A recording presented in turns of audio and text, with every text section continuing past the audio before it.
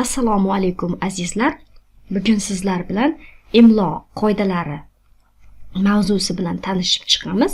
Imlo qoidalaridan birinchi bo'lib, demak, keling bugun bosh harflar imlosi bilan tanishsak. Bosh harflar imlosiga oid darsimizdan so'ng test tashlayman. Testni ishlab ko'rasiz qoida asosida. Shunda sizda xatoliklar bo'lmaydi va bosh harflar imlosiga oid testlarni bemalol bajara olasiz. Qani bo'lmasam boshladik, tayyor bo'lsangiz. Demak, bosh harflar imlosi o'zi aslida bosh harflar deganda har doim ko'pchilik kishilarning xayoliga atoqli otlar keladi. Atoqli otlar demak bu kishilarga, joy nomlariga yoki bo'lmasam hayvonlarga atab qo'yilgan otlardir. Ya'ni o'sha narsadan ajratib ularga ism qo'yamiz. Bunga, demak, yuqorida ta'kidlaganimdek, kishilarning ismlari, joy nomlari va hayvonlarga atab qo'yilgan otlar kiradi. Atoqli otlarga. Mana shular har doim bosh harf bilan yozilar ekan. Mana ko'rib turibsiz, hayvonlarga atab qo'yilgan nomlar ham bosh harfda yoziladi. Agar ularni biz umumiy nom bilan mushuk, it, qo'y deb ataydigan bo'lsak, demak ular kichkina harf bilan, lekin ularga biz atab ism qo'ysak, mosh, olapar kabi, ular endi bosh harf bilan yoziladi. Ko'pchilik ikkilanishi mumkin, bu hayvon nomi-ku deb kichik harf bilan yozib qo'yish mumkin. Yo'q, ular atab qo'yganligimiz uchun bosh harfda yozilar ekan. Joy nomlari dedik, bosh harfda yoziladi. Mana Namangan, Samarqand, Andijon desak bosh harfda yoziladi. Lekin mana bu joy nomlari oldidan kelgan sifatlovchilar ham bosh harfda yozilar ekan.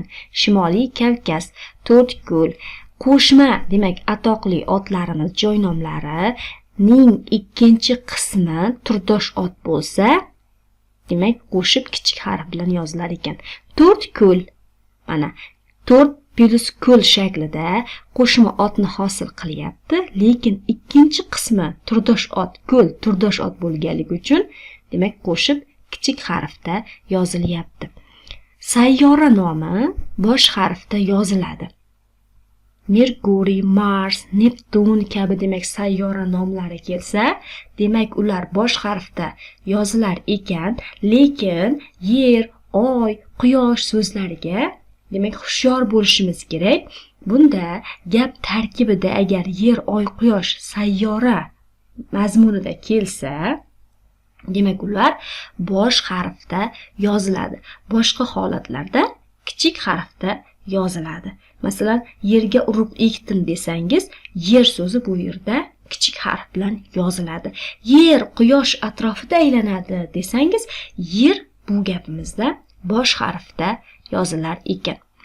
Keyingi qismi muhim tarixiy sana nomlaridagi birinchi so'z bosh harfda yoziladi. Ya'ni eslab qoling, tarixiy sana, bayramlarning nomlari tarkibidagi faqatgina birinchi so'zni bosh harfda yozamiz. Mustaqillik bayrami, xotira kuni, hayit bayrami, Navruz bayrami kabilarda faqatgina birinchi so'zi bosh harfda yoziladi. Xalqaro tashkilot va davlat oliy tashkilot nomidagi har bir so'z bosh harfda yoziladi. Eslab qoling, xalqaro degan so'zni. Xalqaro demak, siz yozayotgan tashkilot xalqaro jahon miqyosidami? Hech ikkilanmay uning har bitta so'zini bosh harf bilan yozing. Masalan, Birlashgan Millatlar Tashkiloti. Har bitta so'zi bosh harf bilan yoziladi. O'zbekiston Respublikasi davlat nomlari. Birlashgan Arab Amirligi. Mana shunday, demak, davlat nomlari, Amerika, Angliya kabi davlat nomlari bosh harfda yoziladi.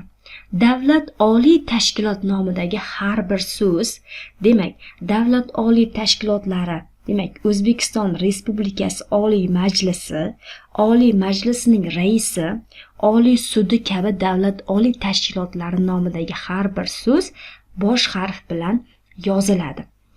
qolgan barcha vazirlik idoralarining faqatgina birinchi so'zi bosh harf bilan yoziladi. Mudofaa vazirligi, Yozuvchilar uyushmasi, O'zbekiston Milliy tiklanish demokratik partiyasi kabi. Va shuningdek, davlat oliy darajali mukofoti O'zbekiston qahramoni bilan oltin yulduz. Mana shu ikkitasini yodlab qolsangiz bo'ladi, chunki bular imlo qoidalariga kiritilgan va ko'proq mana shular tushadi. O'zbekiston qahramoni va oltin yulduz demak so'zlardagi har bitta demak so'z, O'zbekiston so'zi ham, qahramon so'zi, oltin yulduzda oltin so'zi ham, yulduz so'zi ham bosh harf bilan yoziladi. Qolgan demak mukofot unvonlar bosh harfda yozilmaydi. Kichik faqatgina birinchi so'zi bosh harfda yoziladi. Masalan, sog'lom avlod uchun ordeni, O'zbekistonda xizmat ko'rsatgan fan arbobi desak, faqatgina O'zbekiston so'zi bosh harfda yoziladi.